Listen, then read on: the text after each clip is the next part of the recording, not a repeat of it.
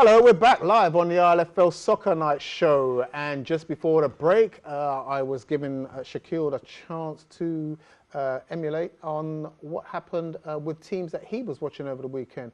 I'm just going to show you this graphic now and show you the results from the first division that happened yesterday. They're here on the screen for you right now. The game that Shaquille was talking about is right at the bottom there. Seoul Youth went down 2-0 to PYO, and it was a must-win game for both teams. Two of the fancy teams in that division, PYO, have been struggling of late, but that's a big 3 points for them. That's what they needed to help revive their, well, I wouldn't say slim, but revive their hopes of winning the division. Above that, Redcoat, wow. You've gone back to what you were doing back at the beginning of the season. I thought Bow, after back-to-back wins, would have given Redcoat a bit of a fight. Not a bit of it. In fact, I understand that Redcoat scored probably what was the fastest goal of the ILFL Football League this season, at least. And they banged 14 goals past Bow. Esprit and Stepney B, 2-2 drew. Esprit, you will be kicking yourselves. You went 2-0 up, but as reported before and in your previous games, you do all the hard work, you gain the lead, and then you switch off, let your foot off the gas, and like we say, it doesn't matter who your opposition are, you do that, people are going to come back and score goals against you. And ANY, at last, now you've got the big win that you needed. You've shown the promise, you've lost by the odd goal to some of the teams, you've shown that you've got strength in depth, and Arsenal, who were just beginning to get together a run of results, got smashed by 7 goals to 0 in the first division into the Premier Division. Starting from the top, Beaumont, impressive win, still on their impressive way, beating Hawk and Eagle by 5 goals to 2. The Tigers derby went only one way, as predicted, with Robin Hood beating London Tigers by 4 goals to 1, although reports say the scoreline was quite flattering to Robin Hood. St Catherine's, you had the reverse, went down 4-1 to Bromley. I won't ask Shaquille about that. The result speaks for itself. And Stepney, big win for you. Tough game, top teams, 1-0 to the Stepney, and that puts them in a prominent position in their division. Going back to you, Shax, and what you was talking about with Seoul Youth, you talked about the change of management and how that's what's broken the wheels off the horse cart. Yeah, I just think when I heard the management change, I just thought he's not experienced enough. You know, he's still young, and I know he's got bodies around him that's experienced. But at the end of the day, he's the manager, and everyone's gonna listen to him, to his instructions. But I thought, you know, keep the same management as last season, and they will get promoted. But it wasn't to be, and they will fight on. That is for sure, and the players will play for the manager. But I just thought that it wasn't the right appointment for me. Let's take a look at the table for the first division now. It's here on the screen for you. Let's take a look at that. Redcoat doing very well, still unbeaten, almost at 60 goals scored now. They're scoring 3 to every 1 that they concede. Doesn't look like they can be caught, does it? But we've said that many a time before. It's going to be the reverse fixtures to come very, very soon. And let's see if they can maintain the unbeaten run that they have. Esprit, you've done very, very well. Couldn't win at the beginning of the season. You've strung together an impressive amount of results to take yourself into second place, but you've got the pack breathing down your neck in PYO, Seoul Youth and Bow. But I think with all of those teams taking points off each other, it's sort of Redcoat, it's theirs to lose that division, isn't it? Yeah, absolutely. Esprit, they know what the problem is really. Just don't concede at the back. They're just awful at the back. They just really need to solve the problem.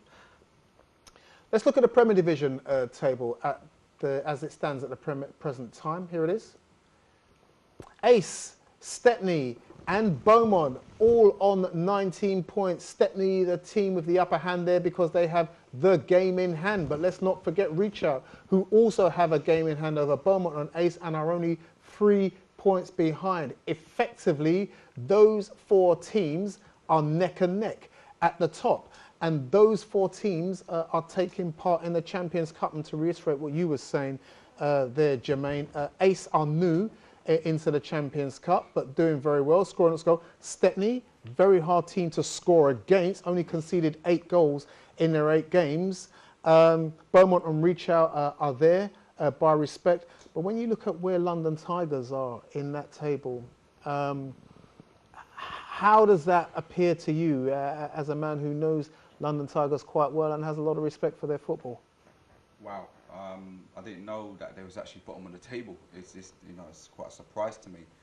You know, I'll just take a rough guess and say they must have like 8, 9 players that are injured or something, because, you know, London Tigers, every year I've come to the ILFL, they're always in the top 3. So seeing them down there is odd. Very, very odd. Very odd as well. So if you didn't know the London Tigers side and you see that they're now in the Champions Cup, you can only think that there's only one thing to happen to them. Well, I know the first time we came into the Champions Cup, I think they lost 14-3 or something to Phoenix, and I'm hoping that's not going to be the same thing again, because, you know, no one likes to lose by a big score. So I'm expecting them to get some players in, really. Are your boys from Shakespeare watching the show tonight? Probably.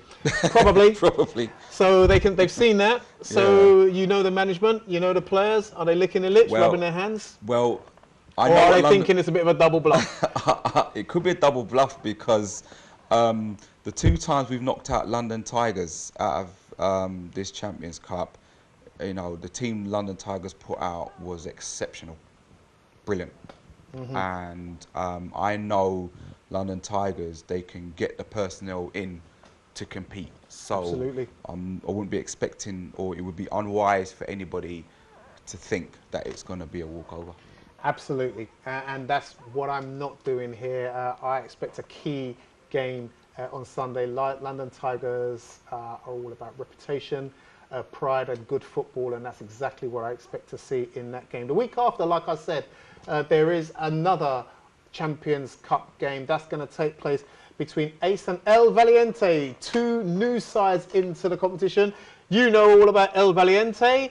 We're going to sit here and we're going to fight the corner for Ace. So tell us about them. They're very exotic sounding team. Yeah, Ace, I'm going to watch them Sunday, so I've got some idea what they're about. But El Valiente, they won the 1st division, got promoted to the Premier Division. They are finding it a bit hard in the Premier Division. They was also in the Challenge Cup. They do have some goal scorers in their side. One thing they do have is goal scorers, and I write the report to the Hackney Gazette every week, and it's the same guy scoring every week. They have got some guys that can score, and like I said, they are in the London Cup. They can get a side out. So that for me is another game alongside Bartlett and Reach Out, where it would be very interesting, because these 2 teams are actually new to it, and it'd be something new for Ace as well as El Valiente. So it'd be an interesting game. Ace are top of the division, Premier Division, as you've seen on the graphic. They're top on goal difference. But as you say about El Valiente, Ace are a team that like to score goals. They know where the goal is.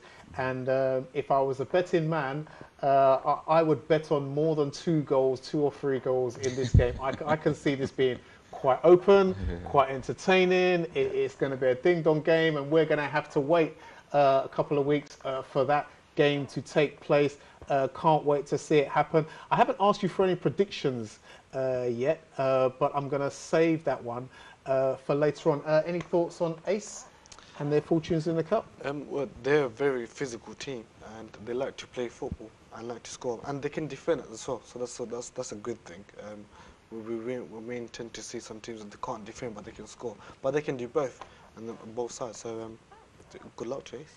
Let's go back to the champions of the Champions Cup, and that's Gower All-Stars, who can sit back and watch everybody else battle it out, thrash it out, have themselves a good Christmas and come back for the first fixture in the new year, 8th of January, where we have the remaining 2 Champions Cup first round games. Milan versus Gower All-Stars is that game. We should be looking forward to a classic game. Gower All-Stars, by right, got to the final, won the game. There was no luck about it. They did what they had to do. Yeah. They beat everything that was put in front of them. Milan, like we said, are your Hackney and Leighton Premier Division champions. What are you expecting to see? Gower All-Stars, one of those things I've always admired, and I think I was one of the guys last season that said I think they're going to go on to win it. they probably thrive on maybe not being the favourites. And to me, with the team that they had last year, they had guys, a bit like Stepney, just knew how to get that result.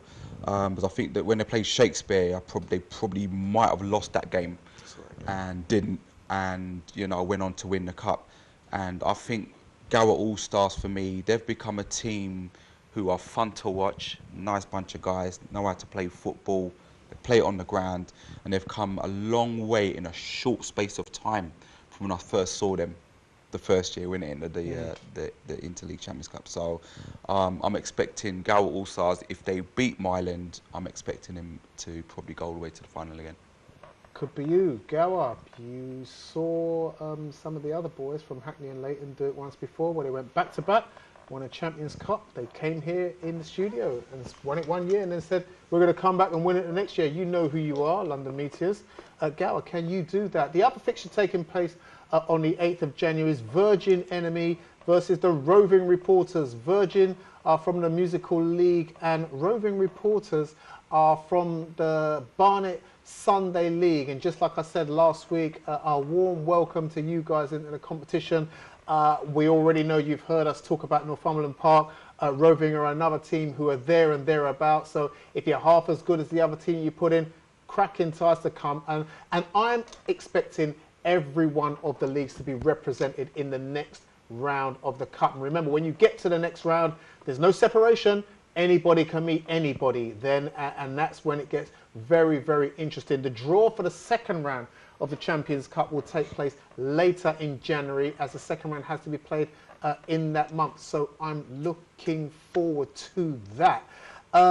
Still to come, I just need to give you some more information on the Veterans League. One or two things could be wrapped up. I know something was wrapped up last week. I'm going to tell you about that. We're going to look forward to our fixtures this Sunday. I'm going to get some snippets of what's happening with our Hackney Marshes mates, the Hackney and Leighton League. We'll talk more about that in the third part of the ILFL Soccer Night show. We'll see you shortly.